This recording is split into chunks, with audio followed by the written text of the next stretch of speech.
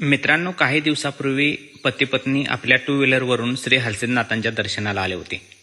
गर्दी जास्त असल्यामुळे त्यांनी आपली टू व्हीलर मंदिरापासून काही अंतरावरती पार्क केली. लॉक नसल्याचा फायदा घेत दोन चोरट्यांनी त्यांची गाडी पळवली. दर्शन घेऊन आल्यानंतर बराच वेळ त्यांनी गाडीचा शोध घेतला, पण गाडी काही मिळाली नाही. नंतर त्या दादांनी जाणाऱ्या एका टू व्हीलरला हात करून आपल्या पत्नीला त्या गाडीवरती बसवले आणि स्वतः पोलीस स्टेशनला तक्रार करायला गेले. त्या ताई म्हाकवेच्या स्टँडवर थांबल्या असता थोड्या वेळाने त्यांना एक माणूस गाडी ढकलत येताना दिसला. जवळ आल्यानंतर त्यांच्या लक्षात आलं की ही आपलीच गाडी आहे. मग त्यांनी म्हाकवेच्या ग्रामस्थांना घडलेला प्रकार सांगितला आणि या ग्रामस्थांच्या साहाय्याने त्या चोरट्याला पकडून पोलिसांच्या हवाली केले. तर सांगायचं काय, नाथांच्या दरबारात केलेली चोरी लबाडी याचा हिशोब हा जागेवरच केला जातो. बोला हलसिद्धनाथांच्या नावानं चांग भलं.